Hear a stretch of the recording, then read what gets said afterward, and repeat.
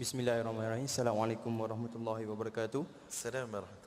My name is Abdul Azim bin Azmi. I am Deputy President of Student Representatives Council.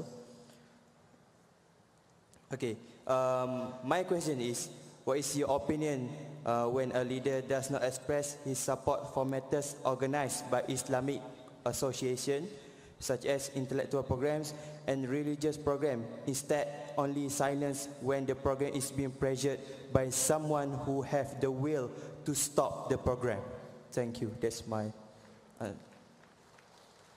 So I did not understand the question clearly. Can you repeat it? I heard some part of it, but I did not understand completely. Okay, I will read slowly and clearly. Slowly, okay.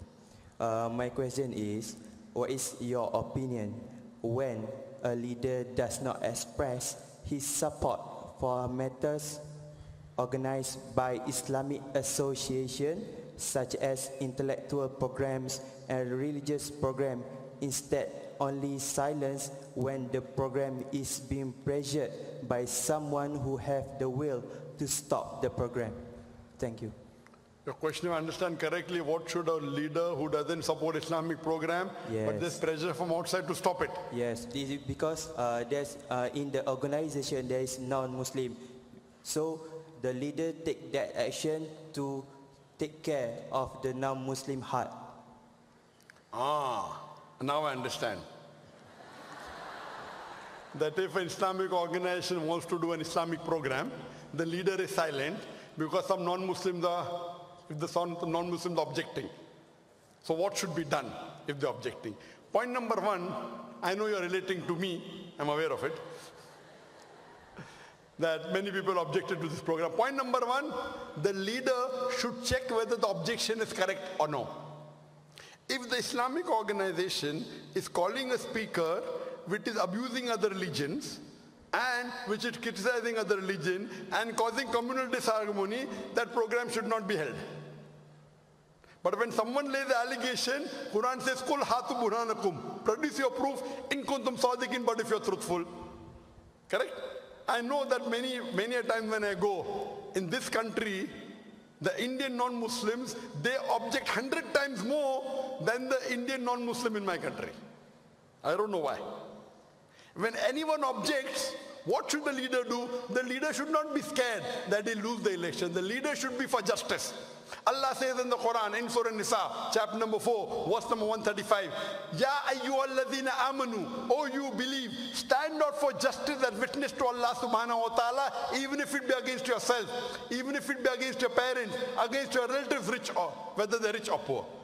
He should say justice. So if someone is laying allegation and saying, okay, Dr. Zakir Naik is causing communal disharmony.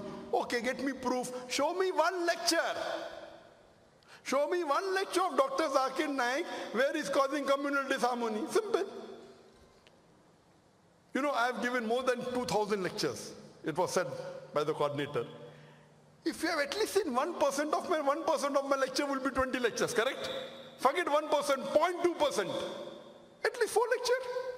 So anyone who's laying an objection, first question you ask him, how many lectures have you heard of Dr. Zakir Naik completely? First question. If they show you a clip out of context, you know Quran says do not pray. Quran says do not pray. Do you agree with me or not? No. What? No, I'm right. Who says no? Raise your hand. Quran says don't pray. I'm right. MashaAllah. So what do you do? Not pray? Quran says in Surah Nisa chapter 4 verse number 43, do not pray when you are intoxicated. So when you read the context, it is saying do not pray when you're having alcohol, intoxicated. But if I quote half, it will give a wrong message. So anyone who says Dr. Zakir Naik is speaking against other religion, you said give the proof. Get me one lecture, full lecture out of the 2,000 I've given. Full lecture. Not clipping of 2 minutes out of context. Only one. Not even 2. Zakir Naik promotes terrorism. Get one lecture. One lecture only. Full lecture, read. We'll hear the full lecture where he promotes terrorism. Cannot. The world was calling me on counter-terrorism. The head of the counter-terrorism department in UK in 2009 approached me saying, you can reach those Muslims who we cannot reach. Can you help us? I said, under two conditions. As long as you do not ask me to do anything Quran and Sunnah, against the Quran and Sunnah, and I don't want your money. They agreed. Next year, the government changed. Labour Party lost, Conservative came. Now they want to call me a terrorist. Ajib. Indian government calling me to give lecture in National Academy, the biggest training center in India for the police. I have given lecture there many times.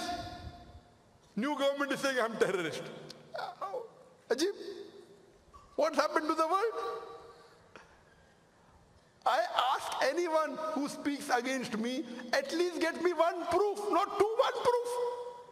Not out of context. It is so easy. The media here speaks against me. I ask the journalist, how many lectures have you seen of mine? Not even a single. You don't see a single lecture of mine and telling Zakir is spreading hatred. Is it justified? The leader should not get scared. And if actually the Muslim die is spreading hatred, he should not be called. But don't go out of context. You know, the Malaysian paper said Dr. Zakir Naik is banned in many countries. Do you know I'm not banned in a single country? Only once I was banned in UK. From 2010, and the letter says for 3 years. Officially, I was banned only in one country for 3 years, from 2010 June till May 2013. That's it. There is not a single country in the world that I know of which has banned me. But yet the press says, yes. That's a different question, that half the countries won't give me visa. If a country doesn't give me visa, doesn't mean I'm banned in the country. Indian press says, I'm banned in Malaysia. Ajib. This is the job of the press, to lay allegation. Allah says in the Quran, in Surah Hujurat chapter 49, verse number 6, whenever you get information, check it up before you pass it on to the third person. Verify it. You don't have to believe it. Unfortunately, what nonsense the media writes. Get proof. That's the reason when Indian government, you know, there is not a single court in the world, anywhere in the world, including India, which has passed a verdict against me. I want to repeat. There is not a single court anywhere in the world, not even anywhere in India, which has passed a verdict against me. Yes, complaints, thousands. There are thousands of complaints against me. FIR filed against me, not a single verdict against me. Even the case which the government has filed against me for money laundering, last year in January 2018, it was a Sikh judge, Justice Manmohan. I don't know him. I have not met him. First time I heard about him. Fortunately, he had seen my videos. He's telling the investigation lawyer, have you seen the lectures of Dr. Zakir Naik? He said, no. He said, I have seen. Get me one lecture where he speaks for terrorism. I will ban him. I will sue to all his properties are confiscated. They could not. Again, last month in March, again they want to confiscate my property, money laundering. The same judge says, get me one proof, not two.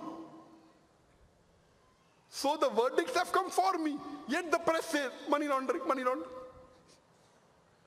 What they do, they pick up an article from India. If the article is negative, it will start by saying, a controversial speaker, Dr. Zakir Naik. When you read the first sentence, you understand it's a negative article. I was with one very famous Muslim news agency here, media, I won't take the name, and the owner was my fan. He took my interview. I said, bhai, why do you copy verbatim? You're copying from other people without checking. Why do you copy? At least change the starting line. Who's not controversial? Every famous person in the world is controversial. There's not a single famous person in the world who has no controversy. Can you point out one? One famous person in the world who's not controversial? Can you point out? So if they want to write a favorable article, they will say world-renowned speaker. If they want to write against a controversial speaker. The problem is, anyone lays the allegation, get proof. And that's the reason when the Indian government wanted to put me on the Interpol. If any government writes to the Interpol that he's a terrorist, 99.9% they'll put him on the list. In my case, they did not. Why? Today, if you tell a Muslim is a terrorist to the Interpol, 99% they will put him on the list. In my case, the Interpol rejected. The Interpol rejected India. Why? Fabricated. Indian government has asked so many countries give up Zakir. Not a single Muslim country gave me up. Why? Why? Because they know it's a fabrication. I know there are some Muslim countries that will give up. All Muslim countries are not truthful. All Muslim countries don't believe in the verse of the Quran of Surah Nisa chapter 135. We say they stand not for justice. I really appreciate Tun Mahathir. Tun Dr. Mahathir, he's one of the few politicians who will fight for the rights of the Muslim even if it goes against himself. I appreciate him. As far as the Muslim rights are concerned, even though having a government, which many of the MPs are non-Muslim, he is very just. What we have to appreciate, he was the first person in the world who filed in the tribunal of Kuala Lumpur, war tribunal. And he did a case against George Bush and Tony Blair, first time. And said, if these president of America and the past president of UK, if they have to step in Malaysia, we will arrest them. MashaAllah. Who had the guts? Tun Dr. Mahathir, that time he was in the Prime Minister also. Allah brought him back. I don't know about the other politics, but I know for sure that what is haq, what is truth, you have to fight. He's one of the few Muslim politicians who have the guts.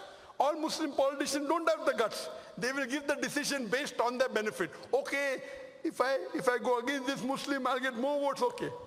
Even if the Muslim is correct, no, put him into problems. What we have to realize, but the media, the biggest problem is the media with fake news.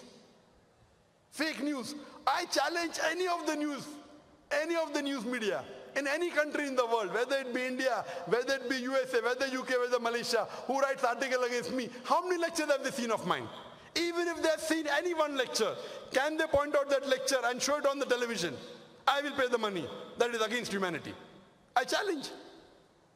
They are doing a propaganda. So here, if someone is laying allegation, the leader should ask for proof. Okay, Dr. Zakir Naik spoke against, get the full lecture, we will see it in an auditorium. Show it.